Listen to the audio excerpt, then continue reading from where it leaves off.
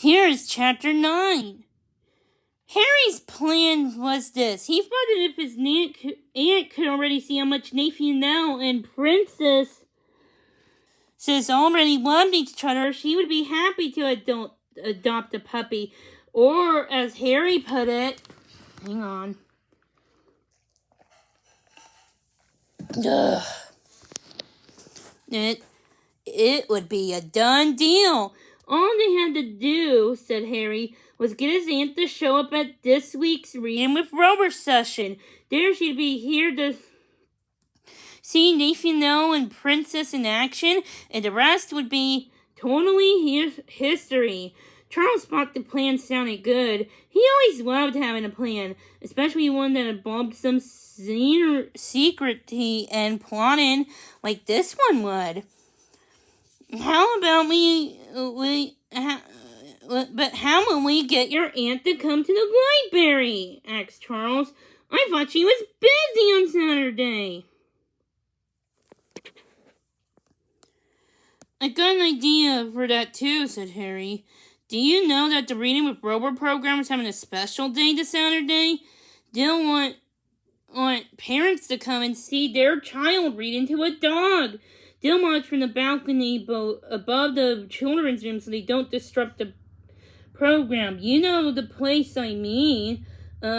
Sure. Charles had leaned over that balcony many times, looking down on the people below. It was always fun to watch people when they didn't know they were being watched. So I'll make sure that Aunt Maggie comes. Then afterwards she can come down and say hello to Nathaniel and Princess, said Harry. What do you think?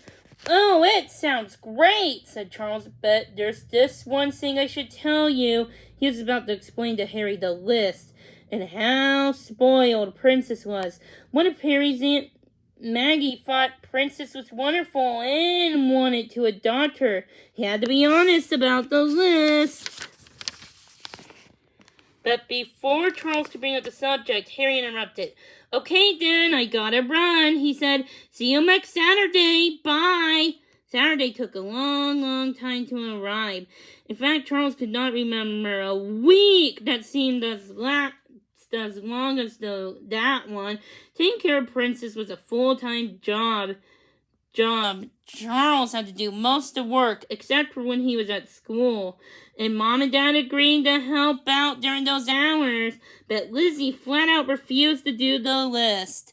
So Charles was on his own the rest of the time, and this foster puppy was Charles' responsibility, and Charles alone. By the time Saturday rolled around again, Princess was just as demanding as ever. She refused to eat her breakfast until Charles mashed her marvelous morsels 3 times, even though he could not see a single lump after the first time he mashed the stinky stuff. Charles loved Princess. He really did, but he was really hoping that Harry's Aunt Maggie would adopt her, and he was starting to worry she wouldn't, at least until she found out how spoiled Princess was. But when Saturday finally arrived, Charles forgot all his worries when he and Aunt Amanda arrived at the library. Harry and Nathaniel drove over as Charles was getting Princess out of the back seat. Nathaniel unbuckled his seat and practically jumped out of Harry's car. Wow! You brought her! He said, yelling, slamming the car door behind him. Yay! He ran over to Charles. Harry said you were going to.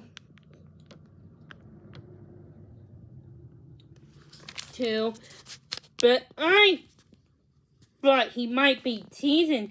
Nathaniel was smiling and talking fast. This was a different kid from the shy boy Charles had met a few weeks ago. He wasn't hiding behind Harry's leg now. Nope, not teasing, he said.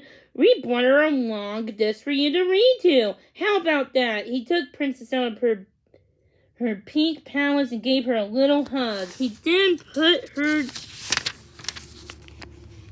down on the ground and handed her leash to Nathaniel. Would he like to lock her outside? Princess stood on her hind legs, put her little paws on Nathaniel's leg, and gave out a happy little bark. Ruff! Hooray! It's you again! The one who knows how special I am. Excellent! I hope you're ready to give me lots of attention. Nathaniel picked Princess up and gave the little dog a hug and a kiss. He then carefully put her down and wrapped her leash around his wrist and started walking down the library. Harry, Zeke, Anna, Mana, and Charles followed him. All right, Harry said to Charles, slapping him 5 as they walked. Princess is here. Step 1 completed. What about step 2? Is your aunt coming? Charles asked. Harry nodded. Oh, she'll be here. There's this one thing I didn't tell you yet, Charles began. But they arrived at the library door, and Harry ran to pull it open for Nathaniel and Princess before Charles got to mention the list. Inside, Nathaniel headed for a quiet corner away from the other readers and dogs.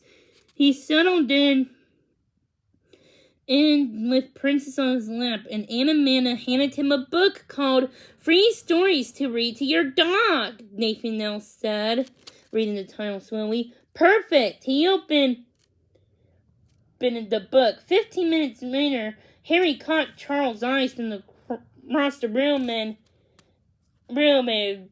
pointed to the balcony. Oh my gosh, she's here! He mouthed. Charles looked up to see a pretty black-haired woman who looked a lot like Nathaniel leaning on the railing near some other parents, watching Nathaniel read the princess, and she was smiling. When it was time for today's session to end, Nathaniel didn't want to quit. But Harry went over and whispered something in Nathaniel's ear. Nathaniel looked up towards the balcony. Mom! Mom! He said. Did you see me? Did you see me reading The Princess? That night at home, Charles had just finished feeding Princess her dinner when the phone rang. It was Nathaniel's mother, and she was calling to say how much she enjoyed watching Nathaniel read The Princess. Seeing that cute dog and Nathaniel together was amazing. She said to Charles, where did my shy little boy go? She's a great fit for him. So Charles was almost afraid to ask, did Harry tell you that Princess is available for adoption? He did, and I'm definitely thinking about making her a part of my family, said Maggie. I know Nathan will love that, but I need a little more time to decide if I really had the energy to take care of my own dog after dealing with everybody else's spoiled little darlings all day in my grooming shop. Charles winced. Maybe this was not the best moment to bring up the list, but Maggie kept talking. Anyways, I have some thinking to